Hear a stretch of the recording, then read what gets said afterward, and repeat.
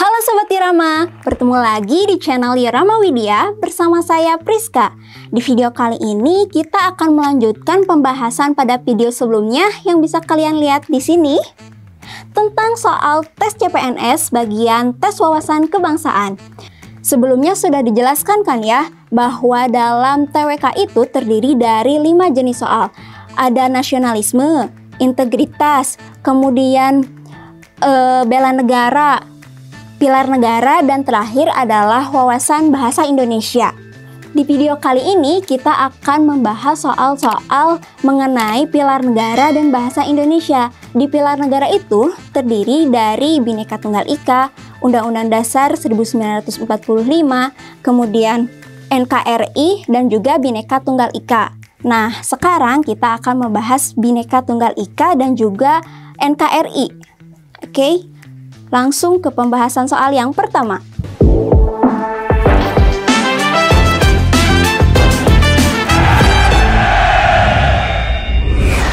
Pembahasan soal yang pertama.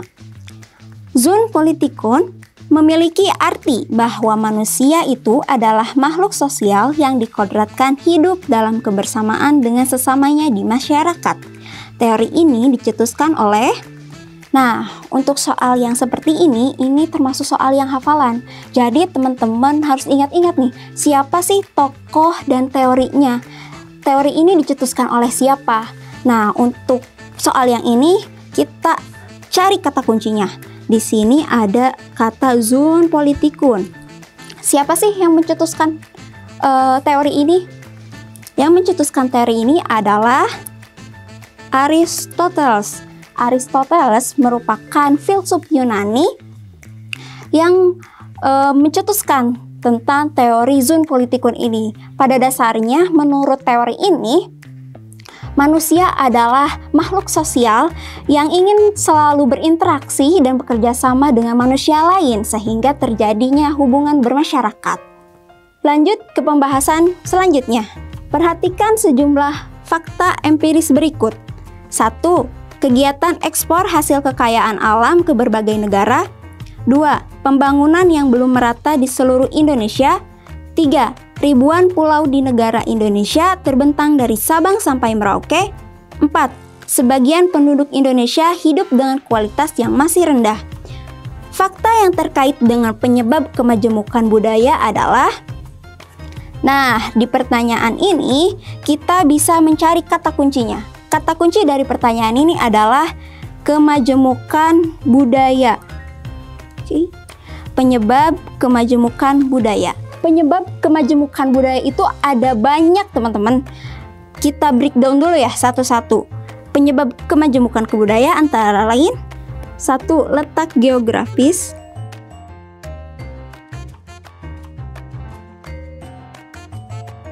2. Kondisi alam. 3. Bentuk kepulauan.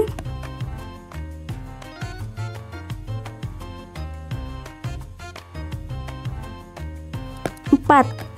Transportasi dan komunikasi.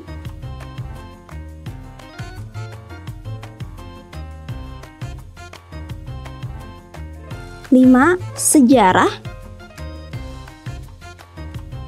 6. Sikap terhadap perubahan.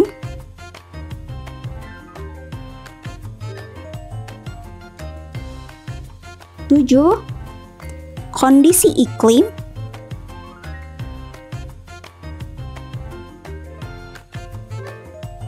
8. Keanekaragaman ras.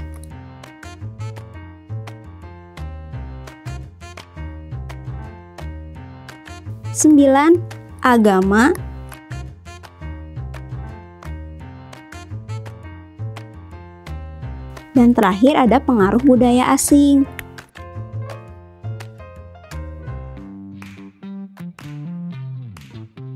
Nah, dari keempat fakta yang disebutkan di atas, mana sih yang termasuk ke dalam faktor-faktor yang telah disebutkan tadi? Kita coba dari pernyataan 1. Kegiatan ekspor hasil kekayaan alam ke berbagai negara. Nah, ini termasuk penyebab kemajemukan budaya karena merupakan salah satu pengaruh dari adanya interaksi dengan budaya asing atau dengan negara lain. Kemudian yang kedua, pembangunan yang belum merata di seluruh Indonesia itu kurang tepat. Kemudian yang tiga, ribuan pulau di negara Indonesia terbentang dari Sabang sampai Merauke. Nah, ini termasuk juga ke penyebab kemajemukan budaya tadi ya, yang bentuk kepulauan dan juga kondisi alam. Dan pernyataan keempat, sebagian penduduk Indonesia hidup dengan kualitas yang masih rendah, ini tidak termasuk ke penyebab kemajemukan budaya. Jadi jawabannya adalah yang 1 dan 3 B ya teman-teman. Oke, kita lanjut ke pembahasan selanjutnya. Di sini tertulis soal menurut peraturan perundang-undangan yang berlaku, Indonesia merupakan negara kesatuan yang menganut asas desentralisasi, yaitu di sini ada 5 pilihan jawaban dan mana sih jawaban yang paling tepat gitu yang menggambarkan tentang asas desentralisasi. Yang A, pelaksanaan tugas pusat di daerah dibantu oleh aparat negara. B, sebagian tugas-tugas pemerintahan dilimpahkan kepada daerah. C, pelimpahan hak untuk memungut pajak kepada daerah dalam bidang tertentu. D, wilayah negara-negara terbagi dalam beberapa wilayah administratif. E, seluruh kekuasaan pemerintahan menjadi tanggung jawab pemerintah pusat. Tadi sudah disinggung bahwa kata kunci dari desentralisasi itu adalah pelimpahan kekuasaan. Nah, di negara kita, peraturan tentang asas desentralisasi ini tertuang dalam pasal 1 Undang-Undang Dasar 1945 dan juga Undang-Undang Nomor 22 Tahun 1999 Pasal 1. Di sana dijelaskan bahwa asas desentralisasi adalah penyerahan wewenang pemerintah oleh pemerintah pusat kepada daerah otonom dalam kerangka Negara Kesatuan Republik Indonesia. Jadi jawaban yang paling tepat adalah jawaban yang B, sebagian tugas-tugas pemerintahan dilimpahkan kepada daerah. Oke, sudah paham ya? Kita lanjut ke pembahasan selanjutnya. Apabila presiden dan wakil presiden berhalangan tetap, yang melaksanakan jabatan pemangku sementara presiden adalah di sini pertanyaannya menanyakan tentang tugas presiden apabila berhalangan bisa digantikan oleh siapa gitu. Jawabannya di sini ada 5 ya. Yang A, Menteri Dalam Negeri, Menteri Luar Negeri, dan Panglima TNI. B, Menteri Dalam Negeri, Menteri Pertahanan dan Keamanan, dan Panglima TNI secara bersama-sama. C, Menteri Dalam Negeri, Menteri Luar Negeri, dan Menteri Pertahanan dan Keamanan. D, Ketua dan Wakil Ketua MPR sampai terpilih Presiden dan Wakil Presiden. Dan E, Ketua MPR dan Ketua DPR. Kira-kira jawaban yang mana ya yang tepat? Untuk menjawab pertanyaan ini, kita perlu melihat dalam Undang-Undang 1945 Pasal 8 Ayat 3. Di sana dijelaskan bahwa jika Presiden dan Wakil Presiden mangkat, berhenti, diberhentikan, atau tidak dapat melakukan kewajibannya dalam masa jabatan secara bersamaan, pelaksana tugas kepresidenan adalah Menteri Luar Negeri, Menteri Dalam Negeri, dan Menteri Pertahanan secara bersama-sama. Nah, dari sana udah ketemu kan jawabannya, berarti yang C, yaitu Menteri Dalam Negeri, Menteri Luar Negeri, dan Menteri Pertahanan dan Keamanan. Oke, kita lanjut ke pembahasan soal berikutnya. Undang-Undang Nomor 5 Tahun 1999 mengatur tentang tugas dan wewenang salah satu komisi negara, yaitu di sini kita ada materi hafalan juga ya, berarti kita harus tahu lembaga ini diatur dalam undang-undang yang mana gitu, lembaga A diatur dalam undang-undang yang mana. Nah, kita harus paham dan tahu gitu ya. Kita bahas satu persatu. Untuk yang jawaban A, Komisi Pemberantasan Korupsi. Ini diatur dalam Undang-Undang Nomor 30 Tahun 2002. Berarti jawaban A sudah tentu salah ya. Yang Jawaban selanjutnya B. Komisi Pemilihan Umum atau KPU.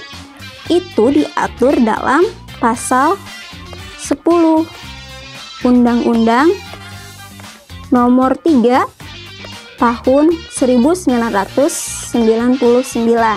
Berarti ini sudah jelas salah juga. Kemudian pilihan yang C, Komisi Nasional Hak Asasi Manusia.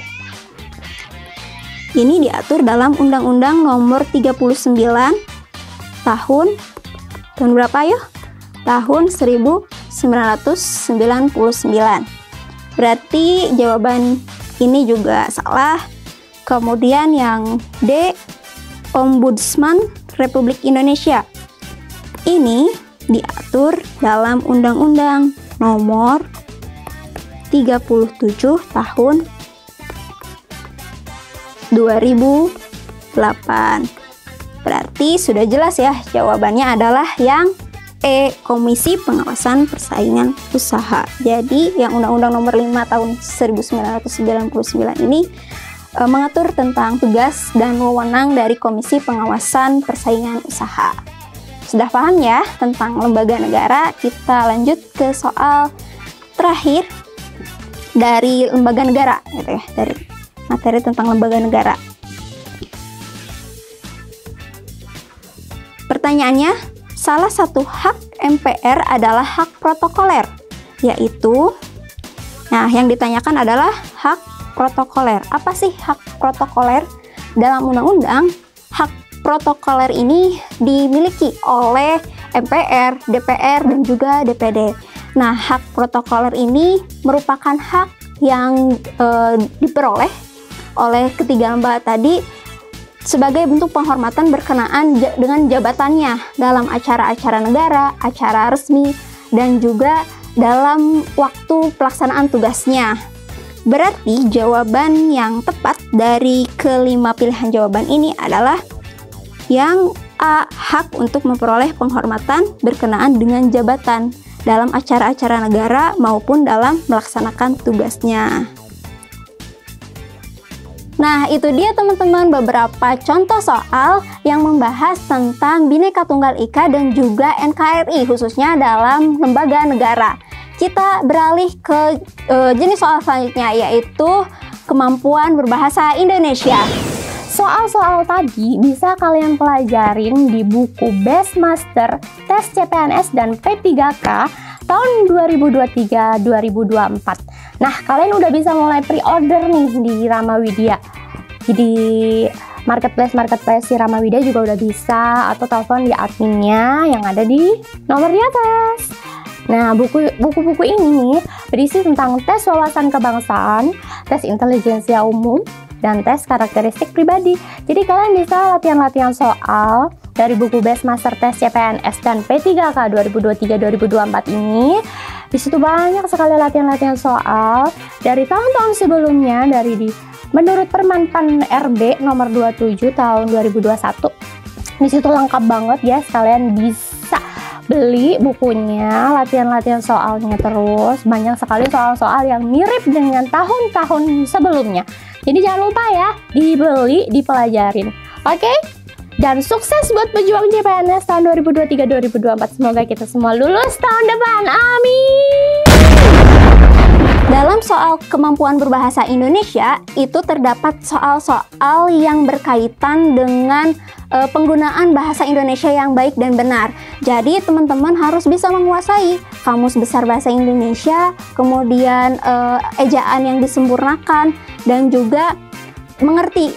Biasanya ada teks gitu ya, ada soal teks dan kita harus tahu topik bahasan dari teks tersebut gitu, atau struktur teks tersebut. Nah, kita coba bahas soal ya tentang kemampuan berbahasa Indonesia ini. Baik, kita mulai. Untuk soal pertama dalam berbahasa Indonesia. Di sini pertanyaannya, apakah kalian mendengar suara tok tok tok seperti orang mengetuk pintu? Tanya Helga kepadaku. Perbaikan penulisan kalimat di atas yang tepat adalah. Nah, kita bisa lihat di sini ada beberapa tanda baca yang belum belum dicantumkan gitu ya dalam soal ini, dalam kalimat ini. Karena ini merupakan kalimat langsung, harusnya menggunakan tanda petik gitu, tanda petik sebagai pemisah antara si kalimat langsungnya tersebut dengan kalimat yang lain.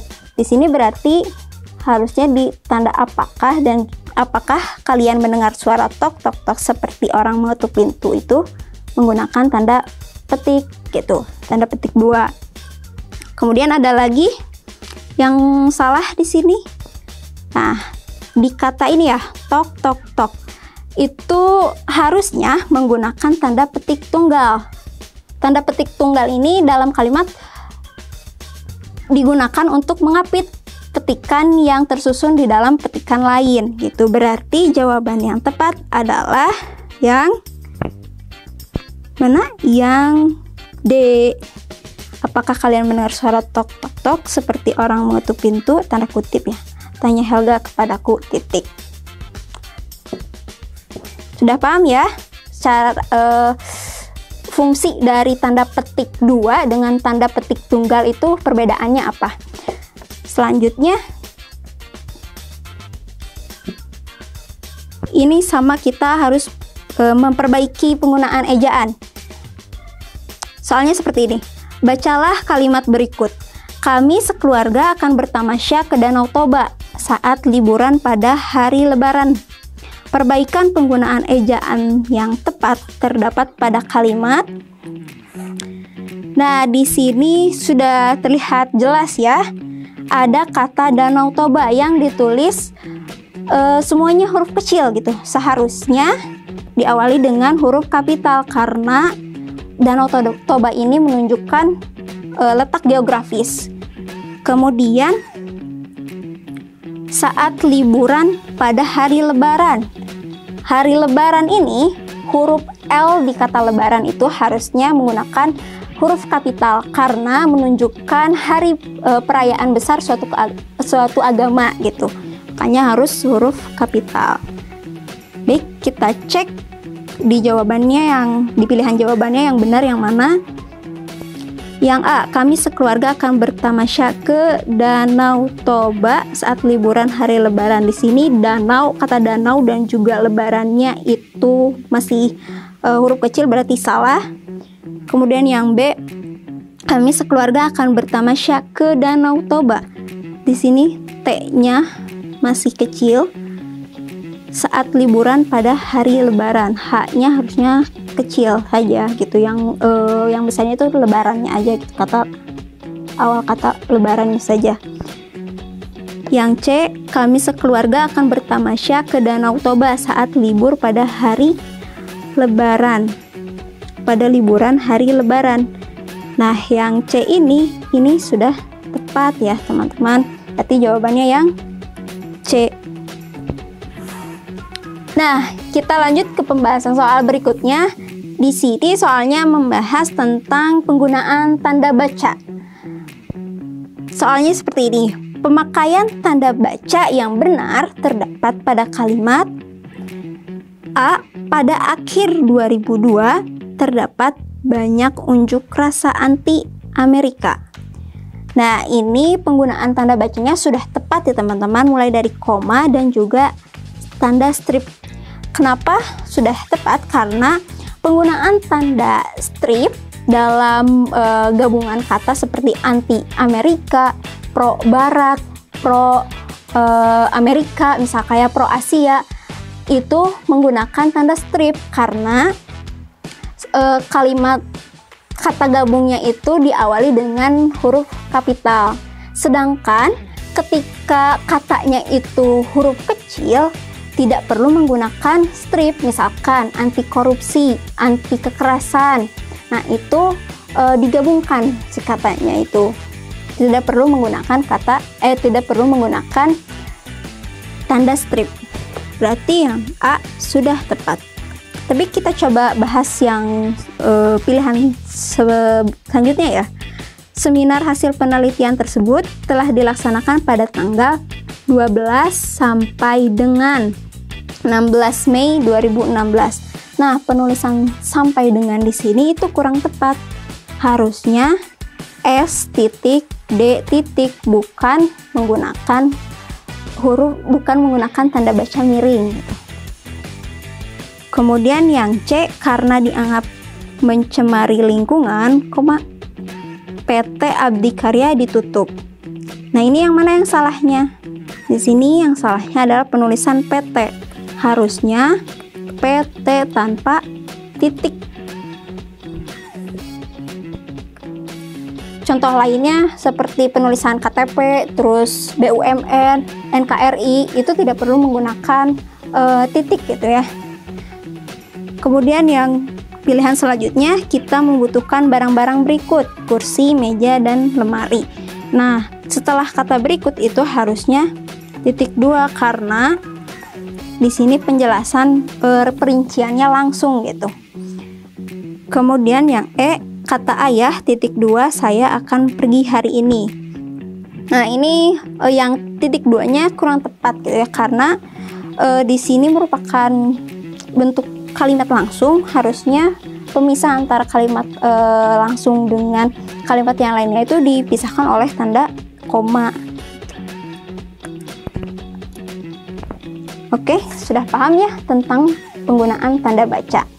Mungkin nanti teman-teman bisa cek lagi di EYD itu ya, yang bisa diakses secara online, tentang bagaimana cara penulisan yang baik dan benar, tentang bagaimana penulisan tanda baca, kemudian huruf kapital, dan lain sebagainya. Kita lanjut ke soal yang terakhir. Di sini pertanyaannya tentang penulisan kata baku. Kalimat yang memenuhi kaidah penulisan kata baku adalah, oke, kita cek satu-satu ya. Dari pilihan jawaban yang A, orang yang berbahagia adalah orang yang paham untuk apa hidup di dunia ini.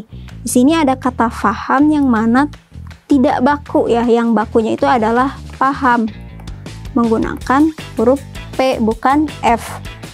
Kemudian yang B ada kata hakikat. Hakikat yang bakunya adalah hakikat, menggunakan I bukan E. Berarti jawaban A dan B salah. Kemudian yang C, di sini sudah tepat ya teman-teman.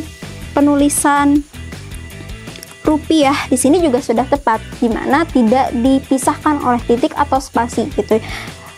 Dalam penulisan rupiah digabung gitu antara kata Rp dengan angkanya itu digabung gitu. Berarti ini sudah tepat yang C. Kalau yang D gimana? Nah, yang D itu ada kata resiko, yang mana kata bakunya itu adalah risiko. Dan yang terakhir ada E, jika melihat perilakunya kelihatannya dia menganggapmu lebih dari sekedar teman. Nah, kata sekedar ini harusnya yang bakunya adalah sekadar. Nah, berarti tadi sudah ketemu ya, jawabannya adalah C. Nah, untuk latihan mengenai soal seperti ini, penulisan kata baku, teman-teman bisa lihat-lihat di KBBI gitu ya, bagaimana penulisan yang benar gitu. Misalkan kayak tadi, faham itu nulisnya pakai F atau P. Terus hakikat yang betulnya adalah hakikat atau hakikat gitu. Jadi bisa dicek di Kamus Besar Bahasa Indonesia. Nah, itu dia beberapa contoh soal tes wawasan kebangsaan, mulai dari Bhinneka Tunggal Ika, NKRI khususnya lembaga negara, dan juga kemampuan bahasa Indonesia. Sampai jumpa di pembahasan soal berikutnya.